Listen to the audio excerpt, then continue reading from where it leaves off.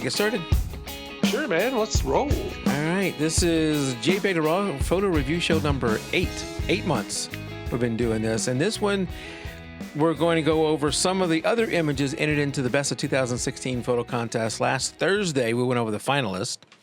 Tonight, we're going to go over some of the others. I tried to pick, AD, some of the ones that were not entered in a previous contest because with the Best of the Year, you could have entered a photo that was you entered in a monthly contest. So there were some repeats. But I think I got some tonight that are not repeats. And if there were, I know of at least one that was a repeat where he re-edited the image. Oh, cool. Yeah. So that's good. All right. Let's get started with number 1. Oh, and we're going to give away 2 things tonight, AD. Let's go over to your website, which is, that is not the right website. All right, we're going to keep talking. I'll get that pulled up later. But we're going to give away your premium Lightroom preset pack to a random person. And we're going to give Greg Benz's Lemenzia. We're going to give that away sometime tonight. So we have to hang around a little bit, and then we'll give that away later in the show. So the first photo up is from Gina Parry. Let me get rid of the thirds. Oh, you have things in a different order than I do. Oh, hold on. Yep, right. I'll fix it. We're not going to go over Gina Parry's. We're going to go over Gina. We'll go over it later. We're going to go over this one. This is in the False right alarm, order. Gina. This is in the right order, right? Yes. And let me find her name. Sasha? Looks like Shashi. Sashi. So I said her. I'm not sure. So her, Sashi. I'm going to just stop there. All right. This is I love these little flowers, or whatever they're called, dandelions. Is that what they are? Yeah. Where you just blow one of them, they blow away. I love the blue. This was actually one of my favorite ones. I was hoping would make it into the final 6 of this image because I like it's really got a lot of free space in this image. If I had to do anything with it, I would probably move it a little bit more to the left. I think it's a little off that third on the left-hand side. Maybe a little bit more to the left and up just a slight bit. It's a little too close to center for me. Well, yeah, and I'm looking at this, and so the slideshow thing is a little deceiving, I've found, when we're looking at it, because actually this looks like it's in 16:9, but now that I'm looking at it without the bright light of my video light in my face, I can see that it's actually a normal crop in a 4:3 configuration, and it is in the third. It's not in the. It's like in the center of the. I think what you mean is horizontally. It's centered with the dandelion head rather than being in the exact third. Right. That's what you're saying. Right. Regardless, I think I like the simplicity of this image. I think we've talked about this in previous weeks and. Breaking down your image into like the minimal parts, right? And here it was just the last few little seedlings left on the dandelion with this beautiful background, all kind of whether it was in a studio or if it was outside, just a nice bokeh out background. It's got the highlight just above it there. I like this image a lot. There's not much more I can say about it. Good border patrol. There's no distractions. Just me and the flower hanging out. And I think that's the power in an image like this.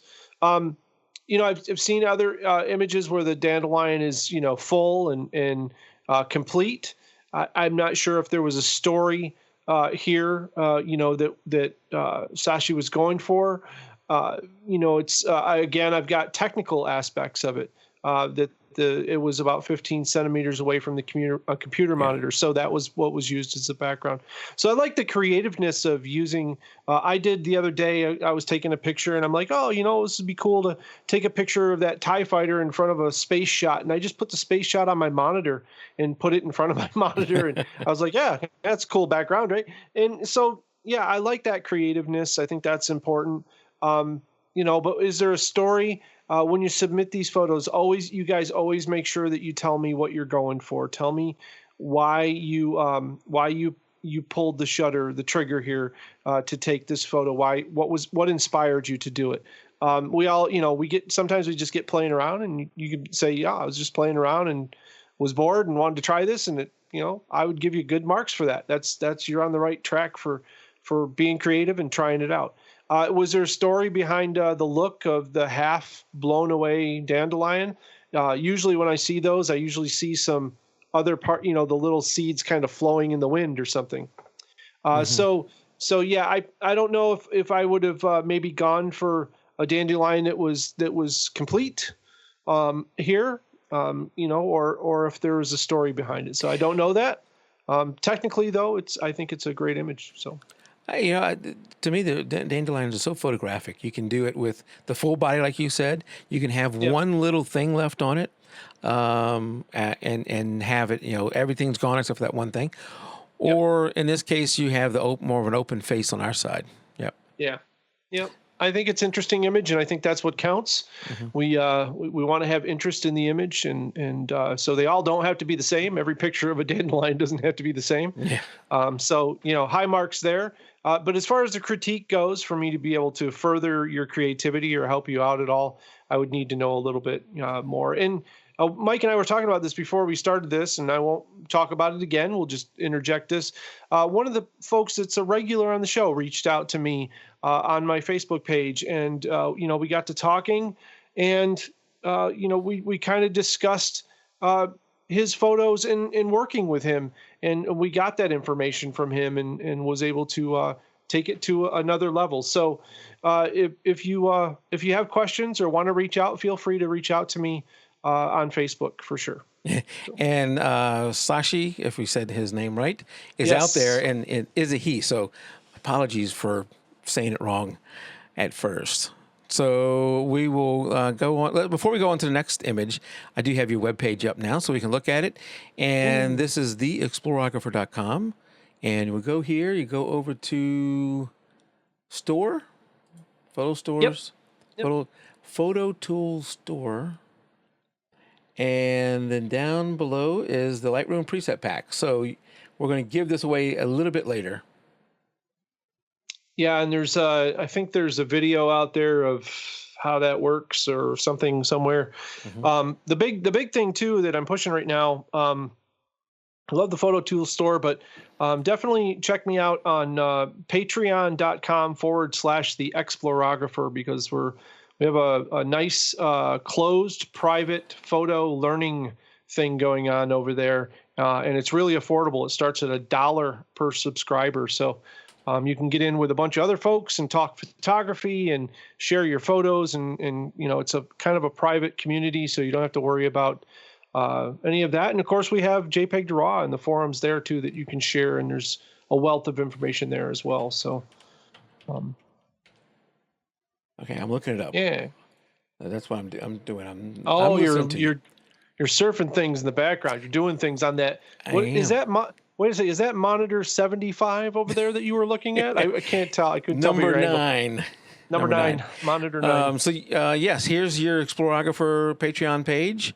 Like you said, it's really easy. Patreon.com/theexplorographer. Yeah. And you come here and you can learn more about it. You even got a little intro video. Very good. It's a kind of a self-help video there at the beginning. I do have an actual intro video in the works, but man, the video work I have to do right now is piling up so high it's driving me nuts. Yep. So. I bet you. Yeah. All right, let's go to the next image, which is from Dean Stone. Hey, Dean.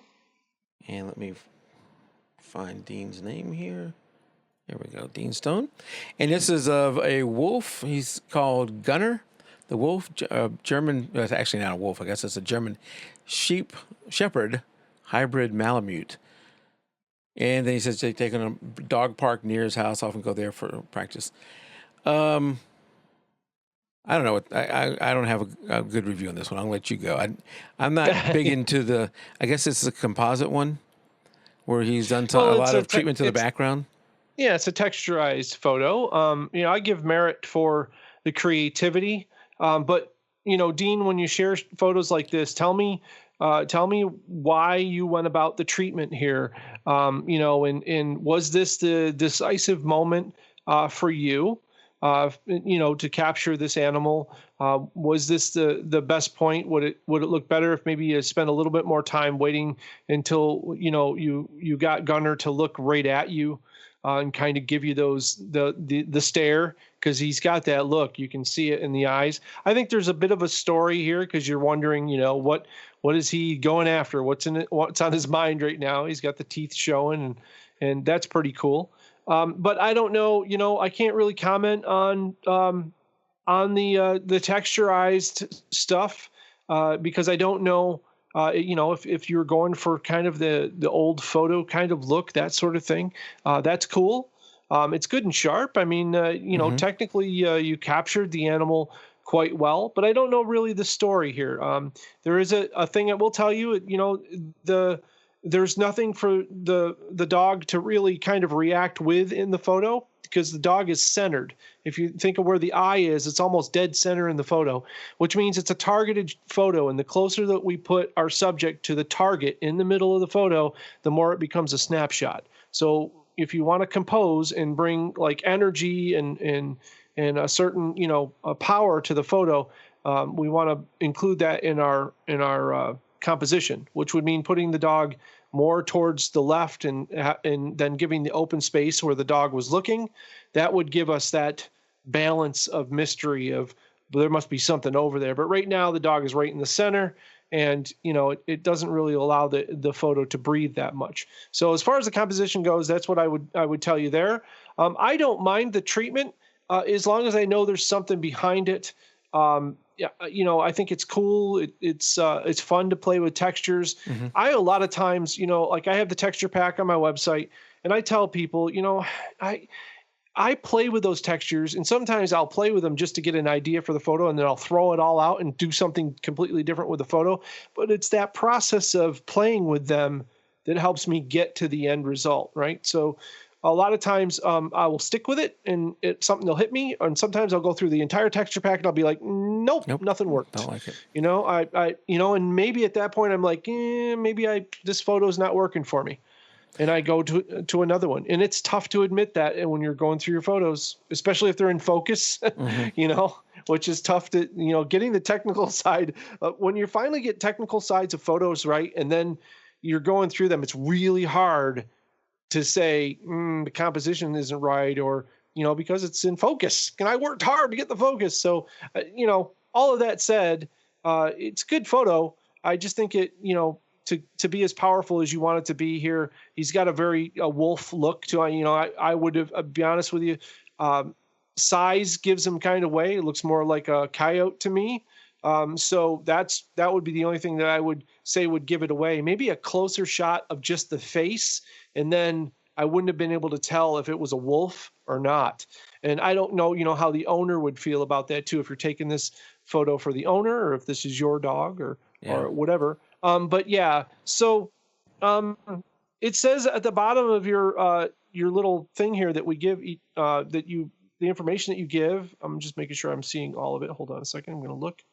All right. Yep. The rest is camera information, which I don't even look at. I'm telling you guys, I don't look at the camera information because you guys have got that down. I know you do. And so that's all good. I think it's good for other photographers, but when it comes to a critique, it's kind of, I don't usually often look at that stuff. And it could be why they're putting that there is for the other photographers. And I just copy everything. And you should. And you absolutely should.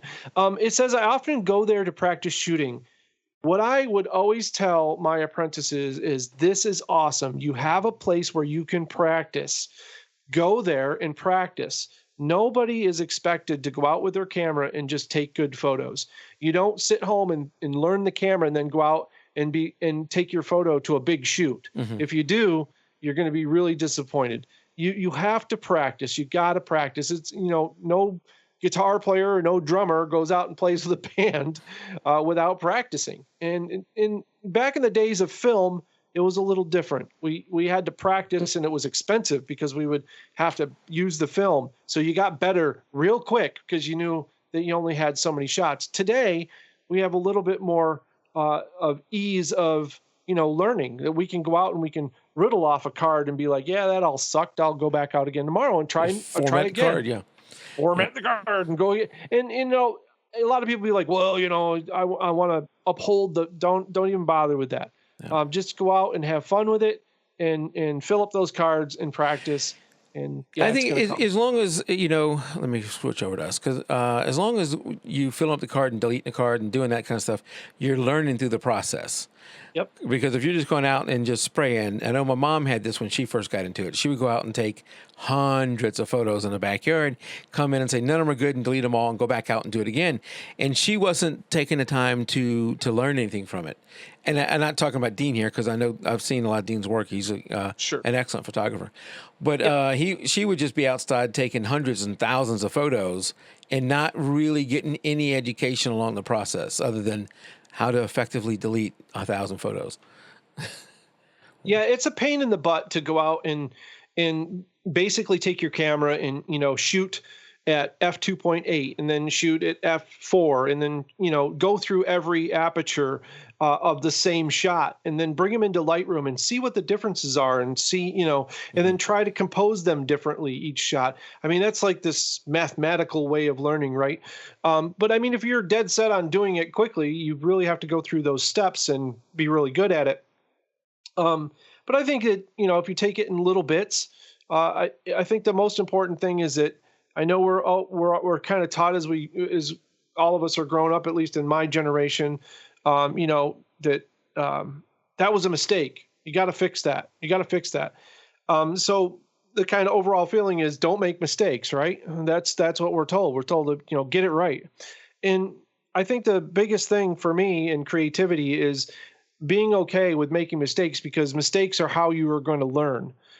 So go out and make mistakes. And it used to happen when I was a songwriter that I would get stuck and I couldn't write a song. And the problem is that a buddy of mine said, you got to keep writing. And he goes, yeah, but nothing's any good. And he goes, yeah, but if you don't write the bad stuff, the good stuff never comes. And he was absolutely correct. You have to get it out of your system. You got to go through it. And, and this is no reflection on Dean. Dean, your photo is wonderful. And it just kind of lend to morphed into this conversation. Yeah, because of practice. And that's kind of what I want to stress. If you got a cool place you can go with some subject matter on a regular basis, make that your practice spot. I got a little park and a pond near here, and anytime I want to practice something new, that's where I go. It's right there. I know the area. I know the situation. I don't need to look over my shoulder or look over my bag or anything like that. It's a safe place to shoot. And I can practice, and I still practice every day. So everybody should do that for sure. What are you practicing shooting over there? I take it that Dean is practicing shooting dogs, and maybe the people with the dogs. Are you looking at any particular thing when you're there? Well, for a lot of times I'm practicing technique, such as certain types of bracketing for HDR. Sometimes I'm practicing my basic composition. Sometimes I'm practicing to not look at the big picture, but look at the small things. It's pretty amazing. I had an apprentice, Scott Norris. If you go to Scott Norris Photography, this guy literally takes little things around his house and makes amazing artwork out of them. And you should definitely have him on the show because he takes photography to this new level. He's a 3D graphics designer by trade, and photography is kind of his second thing. But he just finds he could take a picture of a light switch and move you with a light switch. Wow. And I mean, it's just you're like, what? Like I have light switches in my house. I'll take pictures of them and they look like crap. And light switch, yeah. Right, but he's just a perfect example of sometimes we look at the big picture and we don't narrow it down to the smaller things and break it down. I see a lot of photos from beginners and professionals alike that have a lot of subject matter in them that could be 5 or 6 photos rather than just being one photo with a lot of photos in it. So that's always something to think about too when you're composing is there too much in the photo? I think the first 2 photos are good examples of keeping it very minimum. I think the next one's going to be the same thing. Let's move on to the next one, which is from Gina Parry. I think they're listening to us, Mike. Yeah. I think they're listening to us. Except for Gina only gave us the name of the person, Katrina. Way to go, Gina. Gina is in our group, in our Facebook group, one of the best post processors that we have. I love her backgrounds. This one right here, we're going to have another one from her later on. Just real, the darkness of it. I think she nailed the right third over here. Yeah. She has a little bit of hair on the neck, but not like the hair that you've mentioned before going around. Yeah. Right. So that looks good. Skin tones on my monitor look really good. Yeah, excellent. Nice and even. There's a little shine on there, and I would probably try to address that. It's one of the most difficult things in skin to really blend in. But overall, an excellent job. Gina knows this every week when we talk about photos. I think Gina brings photos that she's struggling with, so we do have something to talk about. This photo, I think, though, is a real winner as far as a portrait goes. I think it's, a good headshot portrait with a little creativity where we left some of the blank area, like we say, the negative space to work. And that works well with this. And I love the completely blacked out background is cool as well. So excellent job. I wonder if Gina's ever thought of getting into stock photography.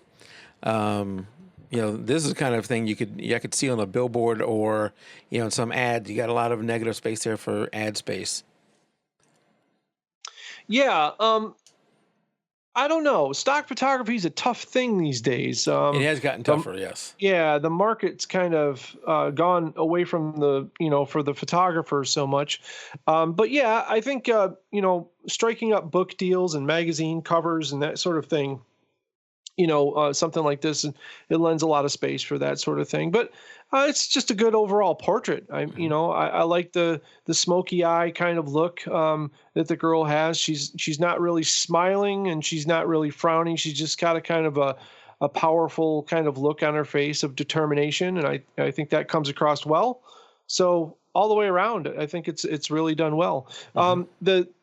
Something I would experiment a little bit with Gina is I would experiment a little bit with different types of lighting configurations for the eyes.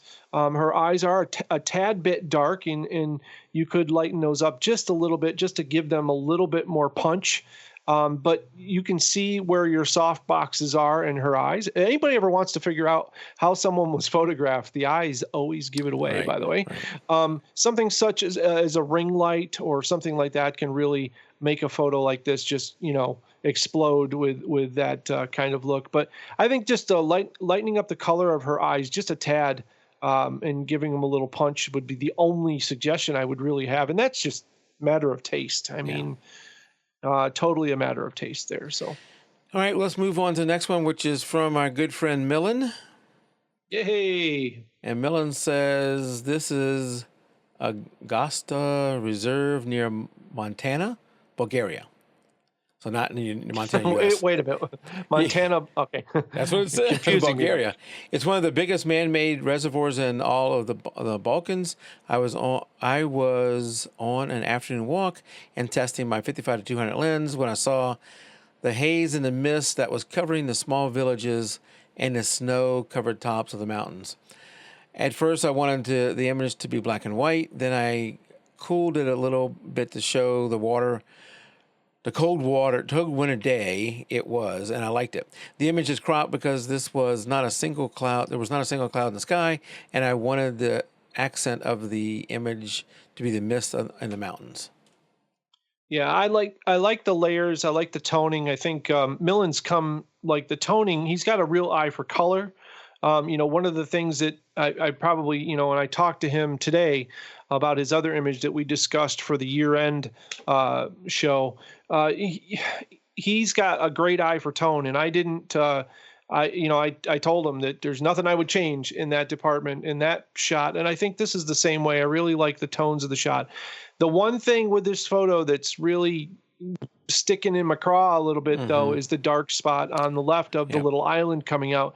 I would try to lighten that, Milen, if I could, to make it more blend in with the kind of the darkness that we're seeing on. I would make it no darker than what you're seeing on the right-hand side, because right now what it's doing is it grabs your eye.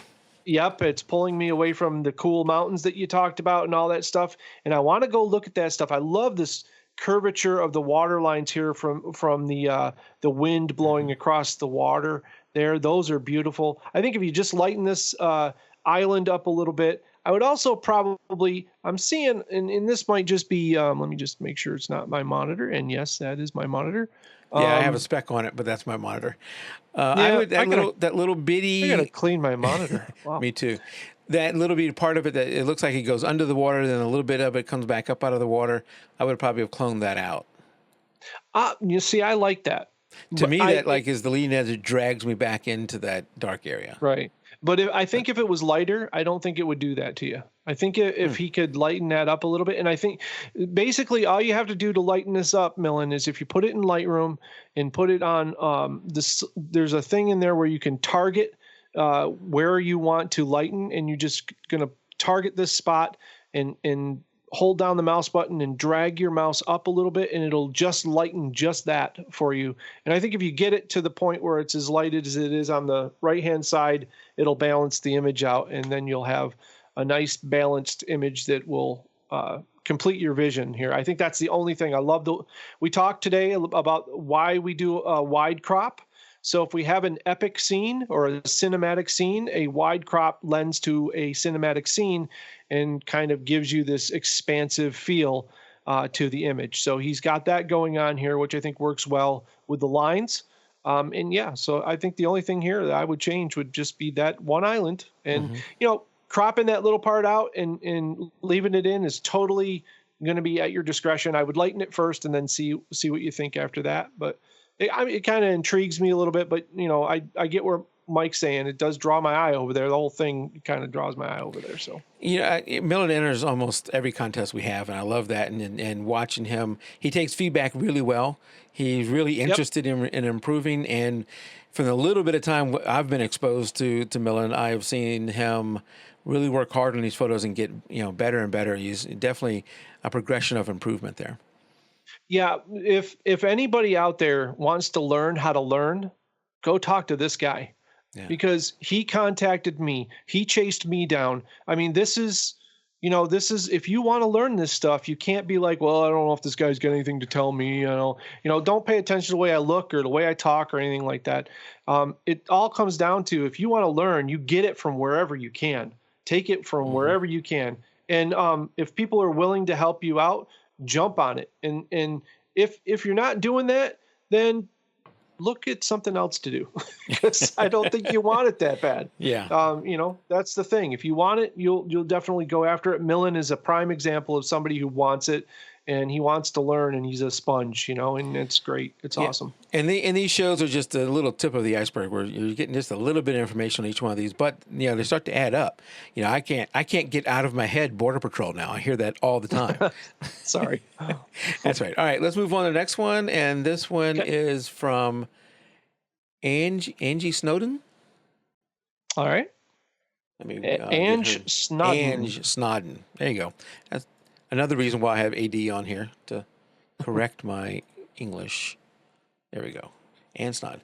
All right. For me, I used to be a big sports photographer. Take a lot of sports photos, and rarely did I. There were some exceptions, but rarely did I like ones that were where I got the person's back, the player's back. So I'm not generally a big fan of the back. So I would have, if I could have, I'd much rather have had this image with a side or a front. And I also probably, in just this image itself, cropped out the trailer, the camper that's in the background. To me, that's distracting. So I would have liked to get a little bit different angle on this to do that. It also feels it's leaning, and that may be the ground. Maybe the ground was leaning to the left, but it does give me that feeling, that pressure on the left-hand side.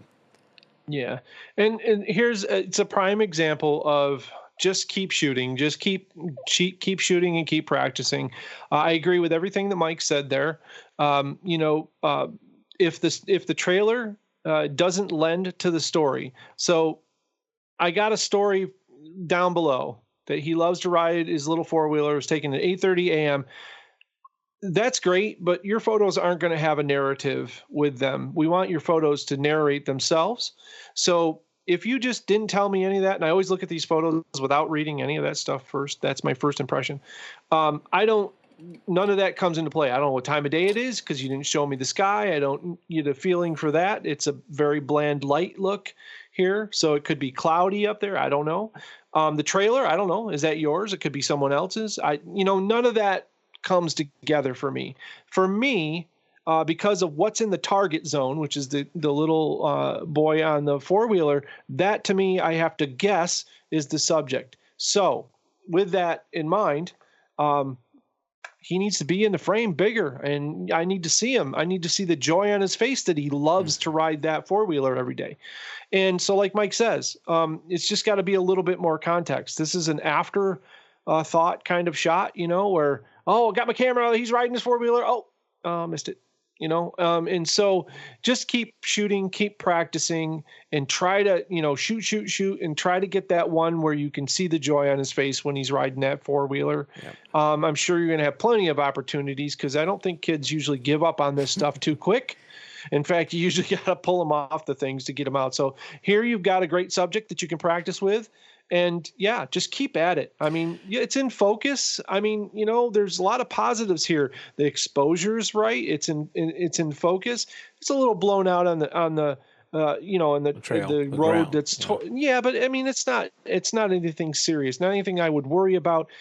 He's in exposure is proper for just natural light and whatnot, and it is in focus, which is phenomenal at that distance. So, yeah, just keep shooting. Keep shooting more. And I have no idea what's on the left-hand side, or if she went the other way, what was that way.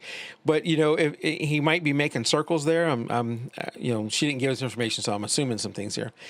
He might be making circles there, and if you could catch him coming around in a circle where he's facing you, you can get that, like you said, AD, the joy in his face, and maybe even a little bit tighter. That would have been really, really powerful. And to me, one thing as a parent, I always have to remember is the emotions I feel about a photo that has my kid in it is not going to be the same as the emotions that someone who has no idea who that kid is. Nothing against the kid, nothing against the parent or anything. Right. But, is the image something that would have that emotion that someone who does not have that emotional connection to the subject would still feel the emotion of the image?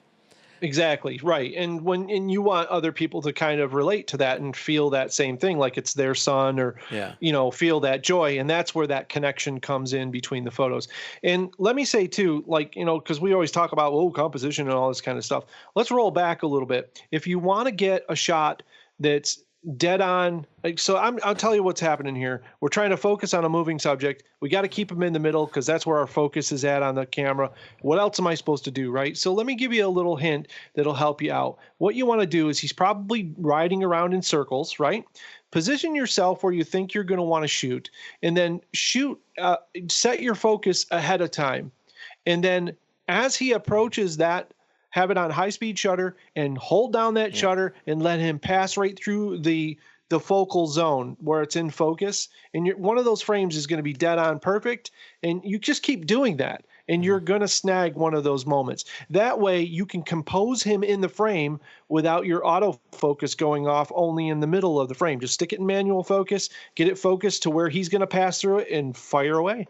And then you're going to be able to compose a shot.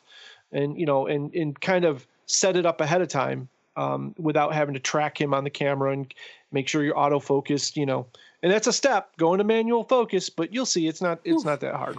Manual focus. Yeah. That's scary. AD, one thing I guess we all get into our own little patterns of doing things. And in a lot of what I've done in the past is sports. I've done some landscape, but in sports, I've always, and you can see it in this image right here. This is my son when he was much younger. And I did this even in sports. I really like to get in close as much as I could and tighten up. And it's not necessarily the right way to do it. It's definitely not the only way to do it. That was just more my style. I like to get close because I love to see the expression on the athlete's face or the person's face or whatever. That expression is what made it. So a lot of my shots are tight, and that's how I lean toward. But you can still, I think if you had him coming around a corner, like you said, or facing him where I could see his face, I'm sure he had a smile on his face or something there, some emotional. a shot there. Oh, he's a boy. He had a serious look on his face because he's on his four-wheeler. We know. Or you could wait till you tell him to get off and then capture that look. Absolutely. And so the other thing, like Mike is saying, because he's on a four-wheeler, he's got a helmet on, you could do like just an upper body shot, and it's going to have just as much impact as you capturing the whole four-wheeler, because we're going to know he's on a motorized if you can see the whole handlebars. Absolutely. Yep. So, yeah, there's a lot of different ways to go there, but you're on the right track. You're on the right idea. Just now it's time to have a little fun with it. So, All right. Next photo is from Baby. Let me get his name up. Don Kamarechka. No. No, but it reminds me of that. Yes, it reminds me of that. I don't know why this is a little bit cutting off his B, but that is a B-A-Y, Baradine. And he has a couple images in here, I believe, of just he didn't give us the information on this shot, but this has to be a stacked image where he took multiple macros and stack focused them.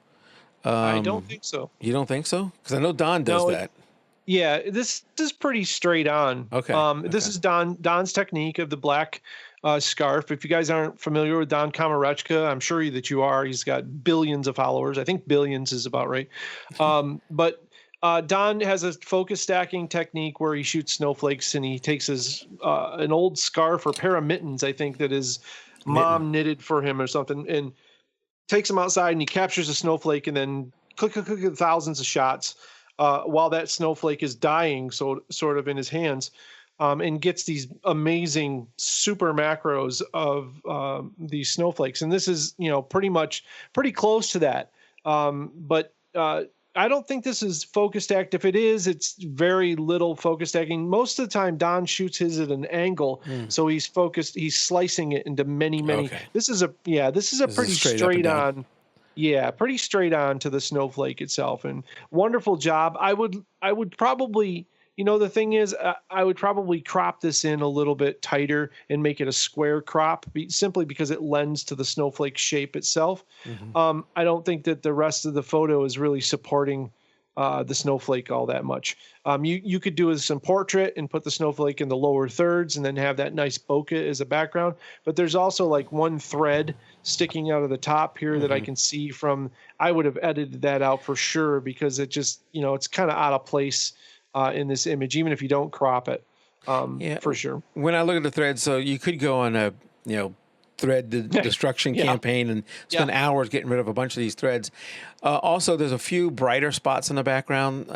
Maybe he already has done it and they were brighter than what I'm seeing. But if he could have brightened, brought them down even further, that would have been nice. And over on the right hand side, there's a little speck of white there. You probably could have just cloned out. Yep, it's about getting rid of the distractions and letting your star kind of own the show. We don't want photo bombers, that's and there'll always be some around. Unfortunately, we have to take the opportune moment to grab what we can grab, and a photo like this deserves a little extra work to take those distractions out. And it's beautifully done. Well, great job. I've tried to do this, and I'm like, yep, I'm never going to do that. So, excellent job. I think so. Last night we did not have a show, but we just had a little chat. We were just a few of us chatting. One of the things I was talking about you and this review, and you're saying all the things that you hear AD say about these photos. A lot of them are, it always is the case. The more you can get right in camera, the better. But a lot of the critique you're giving is stuff that you do after the fact. That, if you're listening to this and you're overwhelmed and saying, how am I going to remember all these things when I take the photo? Well, it's the best you can do when you're taking it. But then a lot of the critique you're giving are things we can do after the fact too. Yeah. There's post-processing is a fact. It was done in the dark room. It's okay to do it in the light room. I hear people all the time, I want to get it perfect in camera. Well, that's great. You may get 5 photos your whole entire life. Good luck. But I like to capture every possible ray of light that I possibly can. And I'll sort it out when I get home.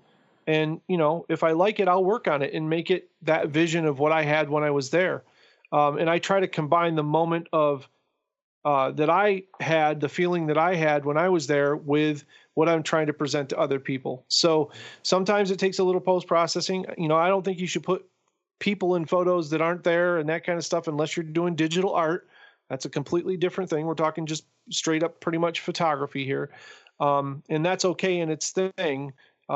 People like Renee Robin, I mean, they kill it with their compositions in composite imaging, where they put a person in another shot, and it's amazing the work that they do. But that's a completely different thing. When you're talking about landscapes and this sort of thing, you do have to post process. That's just a fact of life. But getting it in camera is great, as much as you possibly can, and then picking up the pieces on the other side. Just a little bit of attention shows the kind of care that you're putting into the photo. So, Yep. Yeah. All right, let's go on to the next one. This one is also from Gina Parry, and this one actually, it was very, very close to making it into the finals. I think only one photo from a photographer could make it into the finals, and Gina already had one that slightly edged this one out. Good gosh, I love this photo. I love the softness of him. He is, again, she's very much over on the right-hand third. Her tones to me look just fantastic. And both this one and the other one, I like, the eyes, how they're looking right. I feel like they're looking right at me. And I'm partial to blue, and this has a blue tint to it. So I'm already liking it. So I don't have much bad to say. I don't have anything bad to say about this. Maybe his hair, if I could have swapped that over, but it's a little boy. Yeah, I think I think everything with the subject is fine. I think that it's too close to the center, though. I would have liked to seen a little bit more of the nose towards the third, and a little bit a more negative space like she had in the other one. It just was balanced a little bit better. This is a different kind of photo. Mm-hmm. It's much more personal, and he's much closer up. But I think that the negative space is kind of not balanced for me with him. I bet she's got the eye, his eye right, his left. I bet that eye is pretty much on that line. But both eyes are in focus. Yeah. And so both eyes are looking straight through me. And so you would want to put between the eyes, you would want to put in the third in that case. If one eye was in focus, then put that in the third. But both eyes are pretty much spot on here. And so we have to kind of put his whole face in the third in that case. So, but other than that, I mean, yeah, it's excellently, the processing is amazing on it, and good skin tones and everything. And yeah, a decisive moment, right? The look is just so much like, are we done taking photos here? I like how the I got pinky, worlds to conquer, Mom. I'm done. I even like how the pinky is curled in a little bit. Yeah, and the photo will speak different to everybody who looks at it, but it does have emotion, I think, and that's the important part of it, is that she captured that. So excellent job as always, Gina. All right, next up is Bayradine again. We got Bayradine again here, and I think this is maybe one that he's just entered in this this contest this month. I don't remember seeing this one before. Yep. Let me get rid of the name. He's framed the moon right there, and it's the I guess the sun is hitting it to give it that glow. Framed it between those two branches. The supermoon. Is that what that is? The supermoon? Supermoon rise. Okay, I got nothing good. I got nothing. You got nothing, huh? Well, I guess if I had something, I would rather have that one stick that went all the way up the top, just have not quite go off the screen. I would like to have a gap there. Yeah, I see what you're saying. This is one of those things where it's a great idea. I'm not sure it's there all the way. And I think that's part of it. The one, the dividing line that goes up through the top, I think because it bisects the frame there, that kind of says, oh, there's one thing on one side and one on the other. I think that being that the moon isn't perfectly placed between the two of those, I hate to be a stickler, but, if it's going to be like a balance sort of thing, I think it has more power if you move that camera a little to your left and put that's all it would take to put that moon, whatever, 1/8 of an inch, so it's balanced in between the two. the two limbs perfectly. But there's a lot of things you could do here. I mean, you could put the moon at the top of one of the other limbs. I mean, pretty much it's all up to you moving around, right? Right. Whatever these. angle you want to get at. Yeah.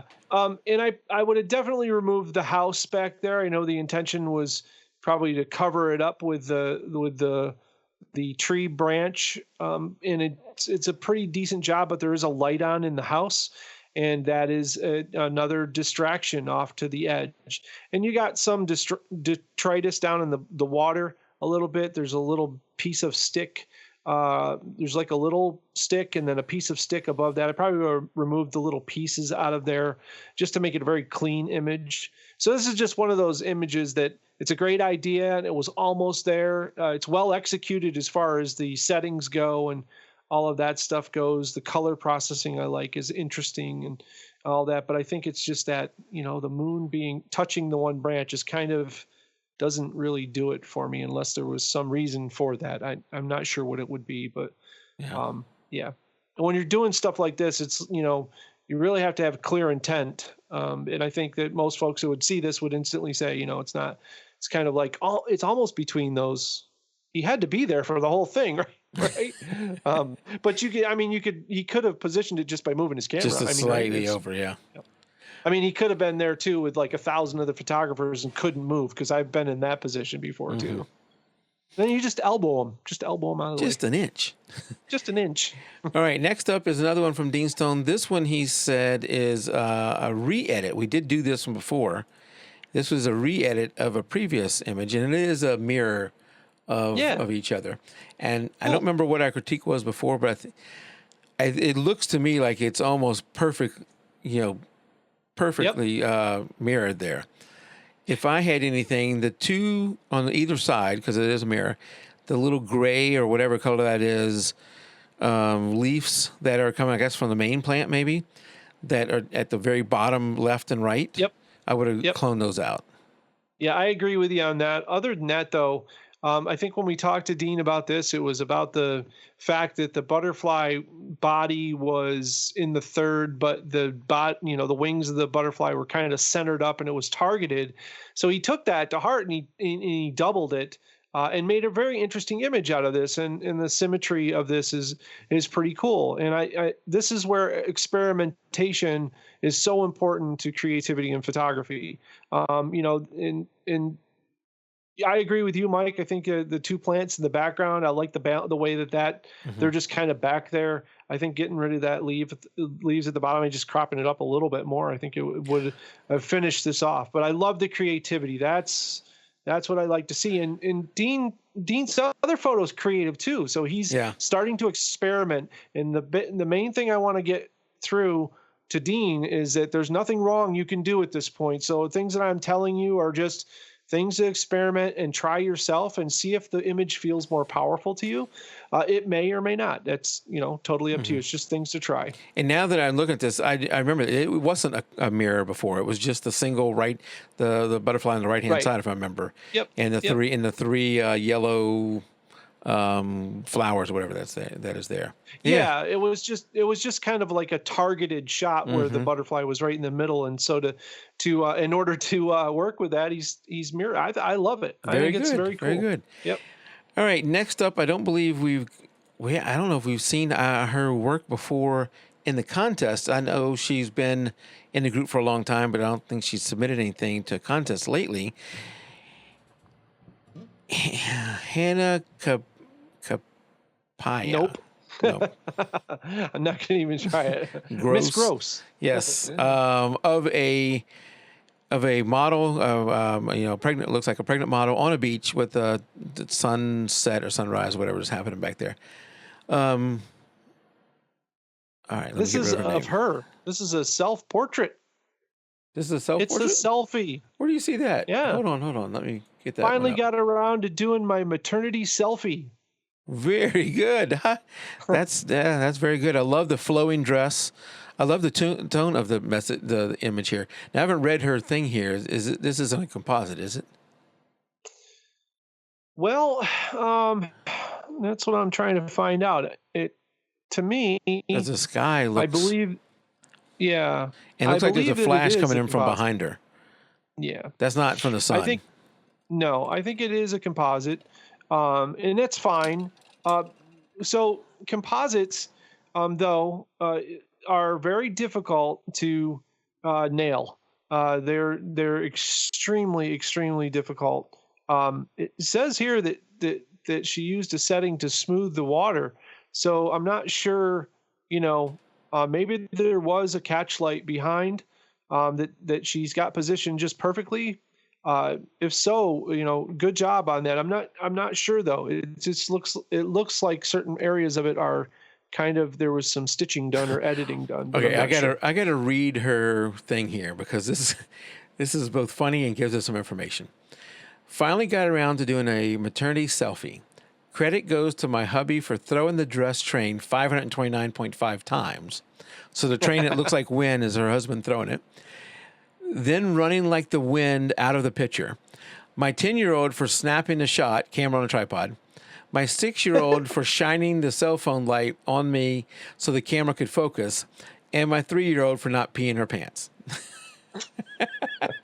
Winner, chicken dinner for all of that. That is awesome. Yeah. So all that going on behind the scenes to make the shot. So I guess that light on her hair is from the cell phone. No, that Yeah. can't be. No, I'm not sure. It says that there was a beauty dish to the left, Okay, there you go. camera left, and there was one bare speed light behind her. So she had quite a bit of lighting going on here. So that makes sense. That's why I'm seeing the rim of light around her. I'm not sure if, I mean, I like it on the dress. I'm not sure if it would have been better if the speed light was up a little higher so that the catch light around the backside, would have gotten more of her hair. I'll be honest with you, I'm not a huge fan of maternity shots. So I'm probably not the best guy, but it sounds like for everything that you've gone through here, the photo technically is great. You look wonderful in it. The dress looks great. So I think it's definitely job accomplished as far as I'm concerned. I mean, I don't have much beyond that. So Yeah, a lot going on with that. I mean, it looks like at least two light sources. The one behind her lighting her hair right, and the one in front of her is lighting her up, right? Yep. Yep. Yeah. And I'm not sure about the sky, if that was really there or not. But anyway, go ahead. Yeah, either way, I think it's a creative image. I like the positioning, and I'm not sure of the story behind it. I'm not sure of I think the story that she told, I would have liked to. I think it would have been amazing to see her husband diving, the one of the kids with a camera or the light, put them in the shot, even though you got this beautiful shot. I would have liked to have seen that shot because it's, that's got the story behind it. Here it's is she walking alone on the beach, or I'm not sure what the story is there. I don't have kids. And so there you go. So I can't help you. I'm dumb when it comes to that stuff. On a shoot like this, I think some behind the scenes shots would be fun to have. Like you said, some shots of the husband running out of the way, some shots of the kid, using their cell phone to add some light, all that stuff would have been nice behind the scenes. It's kind of little Norman Rockwellish, maybe, I don't know, but it's a beautiful photo, and I don't really have much to add to it. If anything, the composition for story just needs to be sorted out there. So we've got all this. You did all this amazingly hard work, but I don't have a story to go with it. Just looks like a mother kind of on a stormy night by herself on the beach. Well, if I broke it down and yeah, I'm sorry. There's a lot of stories that can go along with this. The fact that she's the mother and this is Mother Nature that's happening. At this time of her pregnancy, there may be something else going on that can go with the story of the lights behind her. So there's a lot of stories she could have that could go with it. But we can apply our own. But it'd be nice to hear what she was thinking, what the story was with that image. Yeah, no one thing is really reaching out to me. I think that's what I'm trying to get to. I don't have a lot of times when I look at a photo, something will really smack me in the face with kind of what's going on. Even if it's not what they intended, at least I'm getting something out of it. So, but still well done. All right, so that is the 10 images that are up that we did this month. We did it almost right at an hour, but we got a little bit of time left. So we got the two things to give away. First one is going to be AD's 40 Premium Lightroom Preset Pack. All right, so AD, let me get something pulled up here, and then I'm going to let you pick a number between, let's make this easy on Mike, 1 and 33. 28. 28. And I should say that if it is one of the three winners, we're going to eliminate you. And if AD picked one of the three winners, which he did, well, so your person you picked is already one of the top three winners. So we don't want, they already may have got this or they got something else. So we're gonna pick another one. So pick another number. Okay, 26. Who? I guess I should find out who our three winners are. Let's see. It was look on Greg, monitor 75, Mike. Yeah, it was Greg, Bairdine, and Daryl, and you picked another one of those three. So let's try again. Come on. Try again. 19. Debbie Henry. All right, Debbie Henry is the winner of. I better write these down. Or else I'm going to have to re-listen to the whole show again. Debbie Henry wins AD's Lightroom preset pack. Nice. Congratulations, Debbie.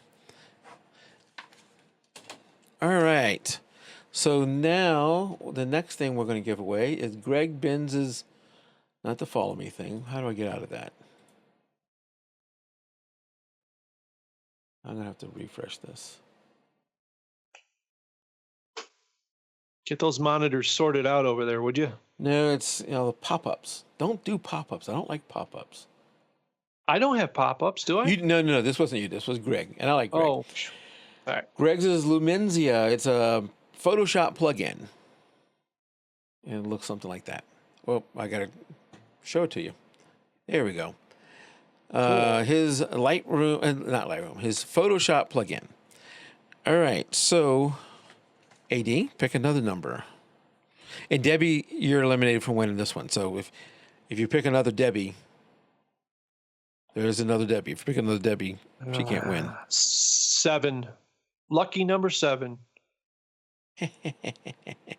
That is pick Debbie's. No, that's a good pick. Okay. That is Milen. Hey, Milen. Milen wins Greg's Lumenzia Photoshop plugin pack. All right, so Milen and Debbie, I'll be reaching out to you and giving you your stuff for the next couple days. And congratulations! Yeah, give us some feedback on once you install and get to use them some. All right, well, AD, thank you for 8 months. We do this once a month. Toward the end of the month, as we're here January 25th. And you would tell us more about your Patreon thing, what you're doing over there before we head out. Well, it's just, so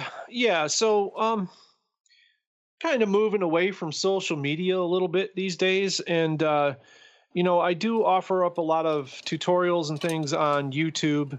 And I really, you're kind of open to the world there, and it's hard to track down comments and find out what people want to learn and all this kind of stuff. So the idea behind Patreon, it starts at $1. It's $1 a month. You get in this community. I do tutorial requests. So, if you say, oh man, I want to learn about Photoshop, make me a tutorial. Then I make you a tutorial on Photoshop. And there's different levels and different rewards, depending all the way up to a full mentorship where we do a live hangout twice a month, and we critique your images and we edit your images together and all that sort of stuff. But there are limited positions. So right. We have a $75 level, a $50 level, a $35 level, I think 10, 5, and 1. And so they all have different things. And even the people who have the $1 a month, they get like early warnings about, the show happening, like this show happening, and they get invites so they can come in and chat. There'll be other live events that they get to partake in. I have a live hangout, and we demo like new software and things that people haven't seen maybe before. I think we did a thing on Phase One's Capture One, which is a kind of a Lightroom alternative. And so we do that sort of stuff, and everybody's invited to that, even at the $1 level. So it's just a community of photographers that are all, hell bent on supporting other people and learning themselves, as well as helping teach other people. And I'm kind of just the overseer of the whole thing. And, I jump in and help out when I can. So very good. And if you wanted to learn more about your Patreon thing, go over to patreon.com/explorographer. In this show, I put it out on YouTube and Vimeo, because we're all going to have this in video. Unlike the main show where I do have an audio feed of it, this one really doesn't make any sense to have as an audio feed, right, as far as I can see. So it's going to stay in video format. I'm working on getting it in iTunes, so then you'll have that as an option too. But for now, YouTube and Vimeo is where it's at. And subscribe over on our YouTube page. That's where you can get it first and everything. If you want to enter this, you can, in this contest. We do it every month. It's sometimes themed, sometimes open. End of the year is always the best of, like we just did. Go over to our Facebook group, facebook.com/jpeg2RAW. We also have a beginners group. If you go to Facebook, just search for jpeg2RAW and you'll see several. We have a beginners group. It's slowly growing. I think now we have close to 70 people in there. And I did a survey, AD, thinking, I created a beginners group hoping to get true beginners. And you saw the lady who won, Christine, who won our best of 2016. Fantastic photo. I did a survey and asked, what exposure mode do you shoot in the most? Manual, aperture, shutter, auto, or other? And the vast majority of people said manual. So I'm starting to wonder, maybe you guys are considering yourself beginners and you're a little more advanced than that. But if you are a beginner, come into that group. You can enter that. We're starting to do contests on that one too to help the beginners get a little better and grow over there too. Either place, come in and join one of those things. We'd love to have you out there. So until next month, keep it raw. Good night, everybody. All right, that's the end of that. Great show, cool. Greg's out there. Greg was the winner of the main contest. I need to get him all his information, all his stuff. He sent me the information last night or this morning, whatever it was. I think it was last night, of his email address and everything like that. So he won the Amazon gift card. He won your all-in-one pack, and he won Greg's Lumenzia. So he got a cool. real prize pack there. Yep. Got the full thing. Yeah. And hey, I was going to tell you too, Mike, urge people to click the little bell next to the subscribe on your YouTube, so they get a notification whenever a new video or a live event is going to happen automatically, because YouTube is no longer telling people when new videos are out all the time. Okay. So good point. Yep. To click that little bell. So yep. Let's go over to my click the bell YouTube page.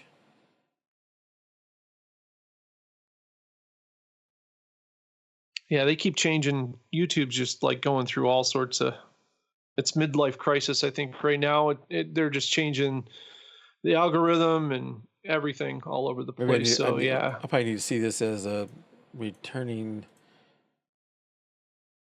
Yeah, so you won't have it, I don't believe, but yeah, so now I'm here as a returning subscriber. So the little bell, I don't know if you can see this, but the little bell next to the subscribe button. Right there. Yep, that's the one. You want to click that. That will give you a desktop or a phone notification when a show's scheduled. So when Mike schedules a live show, so you can know when it's going to happen, they'll actually send you a notification and say, they just went live, so you can join in the conversation. I mean, it's the coolest way to really kind of know what's going on with YouTube stuff, for sure. Mm-hmm. And I'm working to make this show that every time we do it, it is both YouTube and Facebook. That's my goal, to make it in both. We were doing it for the main show. I think this one we've pretty much only done on Facebook, but eventually I'll branch out to both.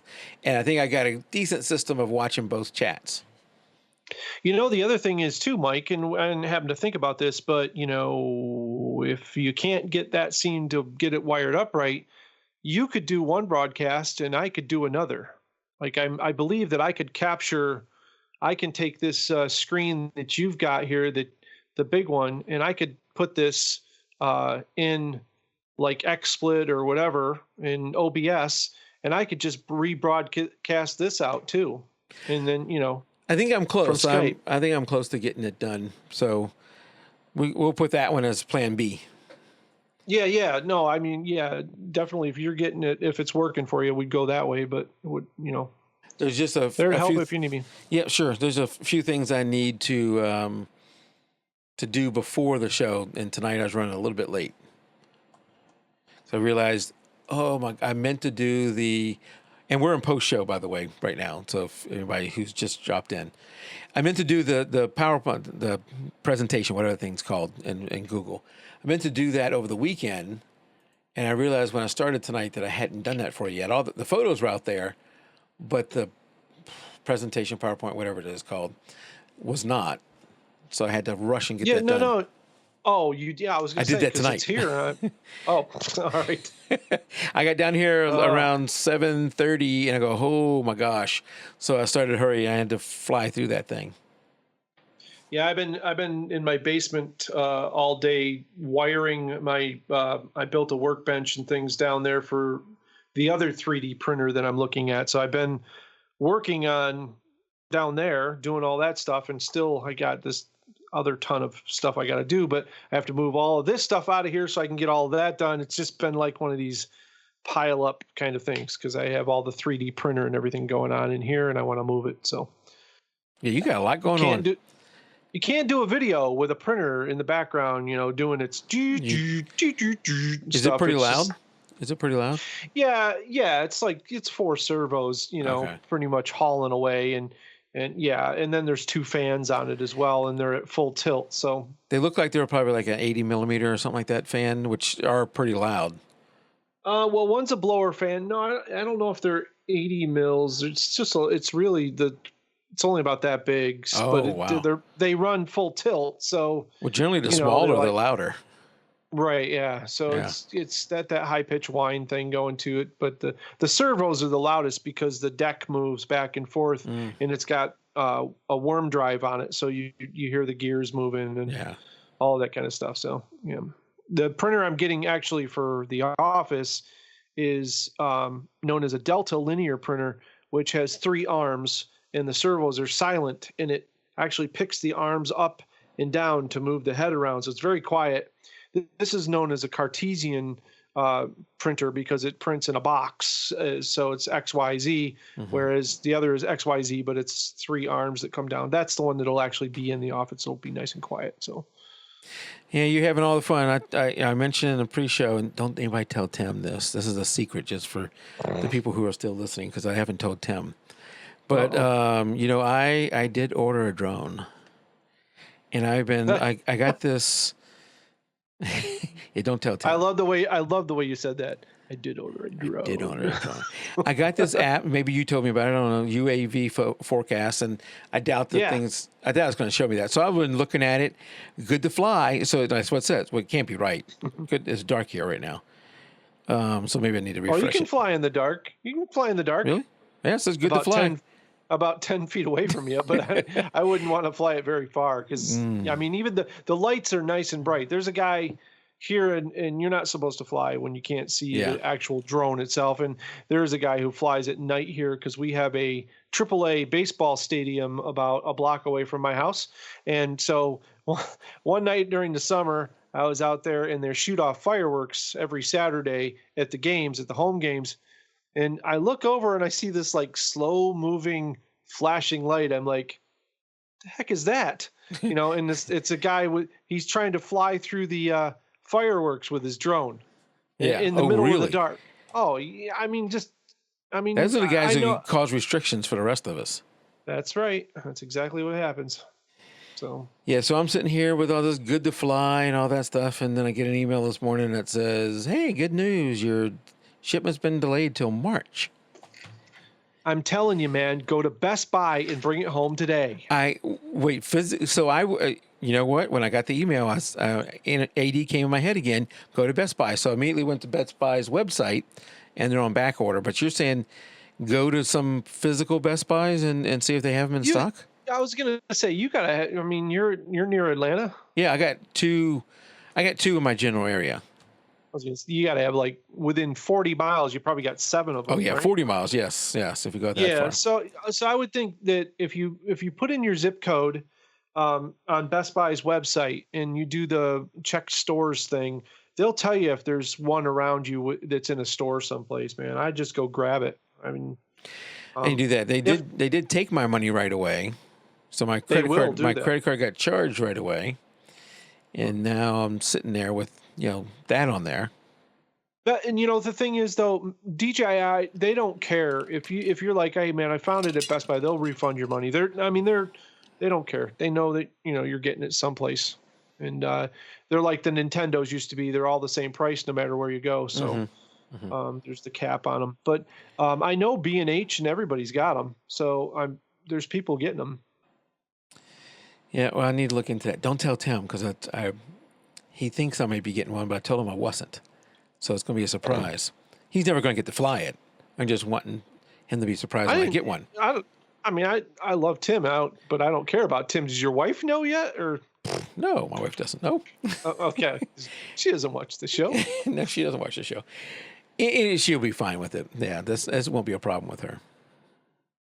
Yeah, all the Best Buy websites are saying sold out. But if you do the pick up today thing and then enter your zip code, you can find out if there's any local stores that have them, because sometimes the local stores have them, and they don't show up anywhere else. So I'm going to look it up now. Never know. You'll spend hours and days on there trying to find. Well, so a lot of people got that same email today, and I'm in several groups, several of the Facebook groups about the Mavic. I think there's one official, and then there's at least one other that is unofficial. And I've been in there, and I guess a whole group of us got that email this morning. And some of the people have then contacted DJI and said, "Hey, I got this. Can you tell me when my thing's shipping?" And several of them have been told, "Oh no, we got you down. It's going to ship out before the end of the month." Because I think at the end of the month is a Chinese New Year, and then they're on break for like 3 weeks. Right. Yeah. I don't know.